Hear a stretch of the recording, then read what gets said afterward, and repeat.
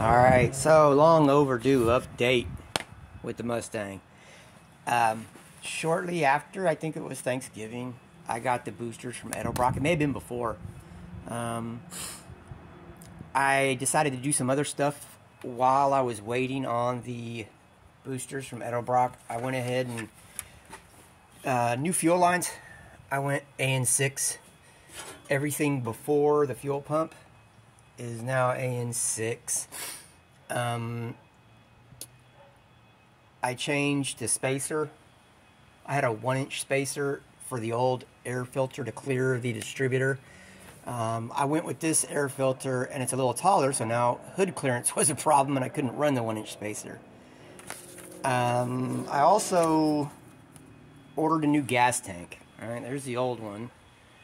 I was getting black sediment in that first filter before, I don't even know if you can see that, before the fuel pump.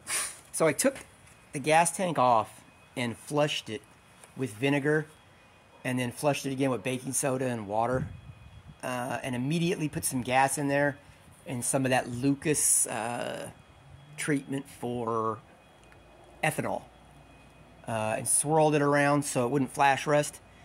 And I thought I got everything. I put the tank back in, hooked everything back up, and I was still getting sediment. So at that point, right, I don't want to take that same gas tank off, clean it out again, put it back in, and maybe there's still some sediment in the seams. So I just ordered a new tank.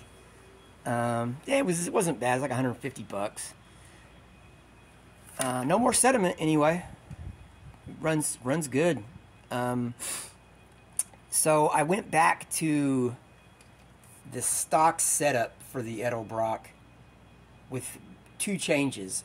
I changed the 101 primary jet to a 100, and the secondary jet I went up one, which on the 600 I had prior, that's how I had it. I went to a 100 secondary jet, and it seemed to like it. Like, the car likes to eat above 3,000. So that's where we're at now. I changed the springs to the orange, no, the yellow, I'm sorry. 1 inch less mercury, because that's where it was before. The cam in here doesn't produce much vacuum. So I haven't even worked with it much yet. I just actually put it in, so it's more content for another video. But I went ahead and jumped manifold and ported vacuum and put a little valve in. Can you even see that? Put a little valve in here. So that's closed, right? That's how it would be with two vacuum caps. The reason for that is at idle right now, I am currently into the transfer slots. The other old school fix is you drill holes in the throttle blades. Excuse me, I got to sneeze, sorry. I guess not. So I figured I'd try this. Yeah, it's pig rich at idle, which, for how I drive it, it's kind of whatever. It takes a long time to warm this car up.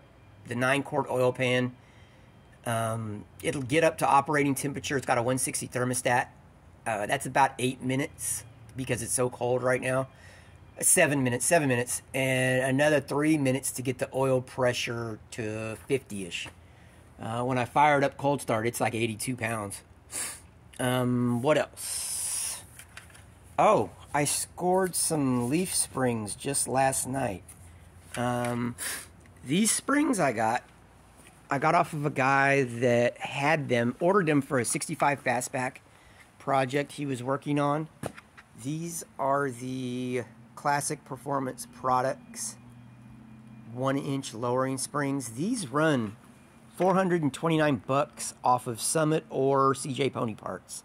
I got them for 150. I went ahead and sprayed them, but they weren't bad. I mean, I'll flip one over and show you the state they were in. They weren't bad at all. Just a little dusty. And the guy scrubbed some paint putting them in. That's how they looked when I got them. Not bad, but I figure they're off. Why not spray them? I mean, came with shackles. Look at the condition of the bushings, right? Those are good. So that will hopefully drop the back of the Mustang. Let's see if I can show it here. Let's go to the other side. Yeah, don't look at that badge. If you saw it, good for you. Those are coming off anyway. So, from the center of the tire to the top of the wheel well, the Mustang sits at 27 in the back, 26 in the front. So I'm thinking 1-inch drop with those leaf springs in the back. The ones on there now are factory height. It's just the bushings are kind of wore out. I don't think they sag. I just think the bushings are wore out. But for the price of a new set of bushings, a little bit more, and I got new leaf springs, right? So I figure I'll do that in the back, and in the front I'll do the Shelby drop. And if it's still a little high in the back, I could put I would not put any more than a 1/2-inch lowering block in the back. So that's where we're at. This winter, I would really like to do the electrical power steering from a Prius. I don't know if I'll get to it. Work for me picks up in the beginning of the year. Winter, end of the year is the time I can really do stuff. But I actually got COVID. The whole family did. For 2.5 weeks, I was down. I wasn't sick. I was just exhausted. And I didn't get to drink much. Oh, it sucked. But anyway, that's it for now. Maybe I'll do another video in a couple days about that valve.